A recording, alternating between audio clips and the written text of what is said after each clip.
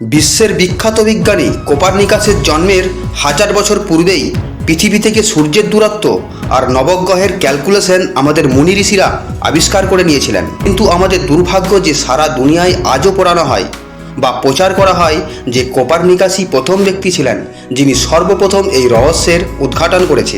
কিন্তু বাস্তবে ভারতবর্ষের ঋষিমুনিরা হাজার হাজার বছর আগে এই রহস্যের সন্ধান করেছেন। সবচেয়ে বড় প্রমাণ হলো হনুমান চালিসা। এখানে উল্লেখ রয়েছে যুগ সহস্র যোজন পর ভানু লিল্লতাহি মধুর ফল জানু, অর্থাৎ এক যুগ সহস্র যোজন দূরে ভানু তথা সূর্য অবস্থিত। 1 যোজন সমান 8 মাইল, যা আধুনিক বিজ্ঞানীদের হিসেবের সমান। দ্বিতীয় প্রমাণটি হলো ভারতবর্ষের পঞ্জিকা, যেখানে পূর্ণিমা, অমাবস্যা, চন্দ্রগ্রহণ ও সূর্যগ্রহণের হিসাব বিজ্ঞানীদের হিসাবের সাথে এক চুলো পার্থক্য থাকে না। আপনি যদি সনাতনী হন তাহলে চ্যানেলটিকে সাবস্ক্রাইব করুন আর পোস্টটিকে অনেক শেয়ার করুন।